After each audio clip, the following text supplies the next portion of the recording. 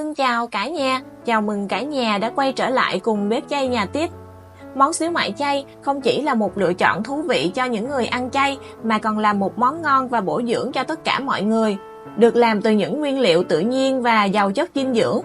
Với hương vị đậm đà và thơm ngon, viên xíu mại chay thường được làm từ một hỗn hợp của các loại rau củ và đậu, được cắt nhỏ và trộn chung với gia vị tự nhiên, cùng với hạt nêm chay. Sau đó hỗn hợp này được tạo thành các viên nhỏ và đem đi hấp chín. Xíu mại chay thường được ăn cùng với bánh mì hoặc là cơm tấm, hoặc đôi khi chỉ cần một chén cơm trắng nóng hổi. Cùng với đó là một chén nước mắm chay thôi là cũng đủ hao cơm lắm rồi, đúng không cả nhà? Bây giờ thì em mời cả nhà cùng vào bếp thực hiện món này với em nha. Ở đây em có 2 miếng đậu hũ trắng tầm 200g, 100g nấm đùi gà, 50g nấm bào ngư xám, 50g hành tây, 1 miếng sườn non chay, 80g củ sắn, 1 tay nấm mèo nhỏ chưa ngâm. Bây giờ em đi ngâm nấm mèo và sườn non chay cho nở. Các nguyên liệu còn lại thì em đem đi rửa sạch. Hành tây em cắt hạt lựu nhỏ.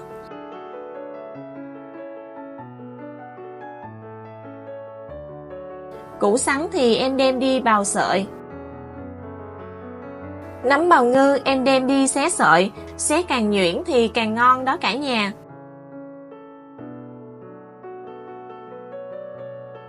Nấm đùi gà, bây giờ em cũng đem đi cắt sợi bằng với sợi nấm bào ngư. Em cho phần nấm đùi gà và nấm bào ngư này vào trong tô củ sắn vừa mới bào lúc nãy. Em cho thêm vào đây một chút muối trắng. Sau đó em trộn đều lên và để nghỉ trong vòng 15 phút. Cả nhà nhớ là cho ít muối thôi nha. Nếu mà cho nhiều quá thì lát nữa phần nấm và củ sắn của mình nó sẽ bị mặn đó. Ăn sẽ không có ngon đâu. Bây giờ em cho nồi lên bếp. Em cho vào đây một chút dầu ăn. Đợi cho dầu nóng, em cho hành tây vào và phi. Phần hành tây này thì mình phi cho thơm là được rồi. Hành sau khi đã phi cho thơm, em cho ra chén. Quay lại với phần đậu hũ, bây giờ em đem đi vắt nước. Món xíu mại chay này thì vắt đậu hũ càng khô thì xíu mại của mình càng chặt và càng ngon đó cả nhà.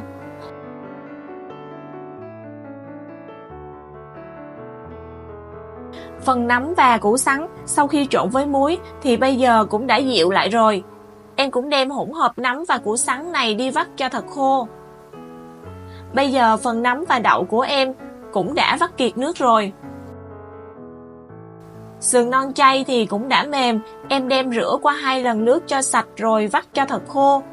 Bây giờ em bắt đầu đi giã phần sườn non chay này. Giã càng nhuyễn thì lát nữa phần xíu mại chay của mình sẽ càng mịn và càng ngon. Phần sườn sau khi đã giã nhuyễn, em cũng cho chung vào trong tô này.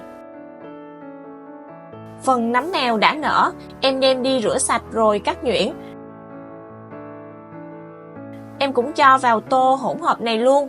Tiếp đến em cho phần hành tây phi lúc nãy vào chung. Em cho vào đây 5 muỗng canh bột mì.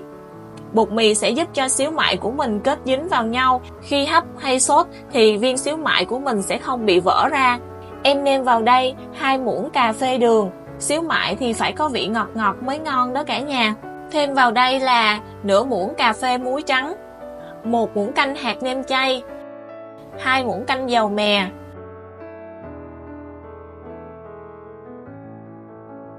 nửa muỗng canh hột điều dầu. Bây giờ em bóp phần hỗn hợp này cho thật mịn và chặt. Khi thấy hỗn hợp hơi nặng tay, em bọc lại và để trong ngăn mát tầm 30 phút. Cho bột nghỉ như thế này sẽ giúp cho viên xíu mại của mình lát nữa sẽ kết dính với nhau hơn. Sau 30 phút, em lấy bột ra, bây giờ em sẽ bắt đầu đi vo viên.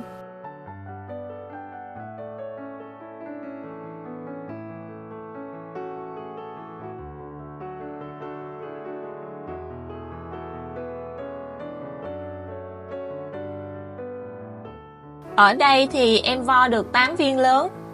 Bây giờ em đem xíu mại đi hấp.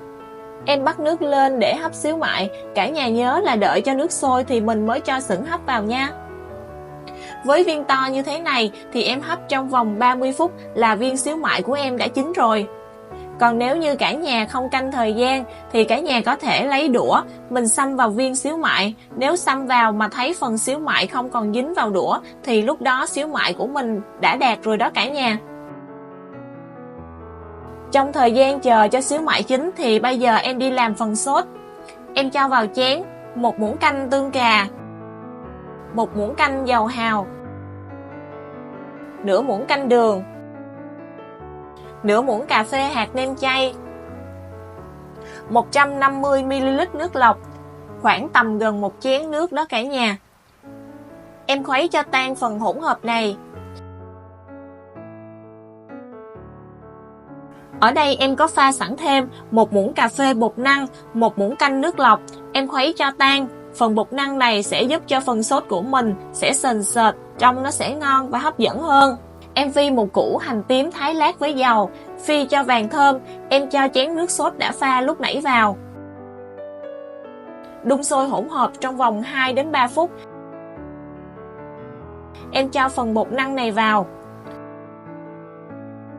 Sốt sôi trở lại tầm 1 phút thì em tắt bếp. Em xếp xíu mại ra dĩa, em rưới sốt lên. Vậy là món xíu mại chay của em đã hoàn thành rồi. Cả nhà nhớ làm thử và cho em biết kết quả với nha. Em xin chào tạm biệt và hẹn gặp lại cả nhà trong những video sau. Chúc cả nhà một tuần sức khỏe, niềm vui và bình an.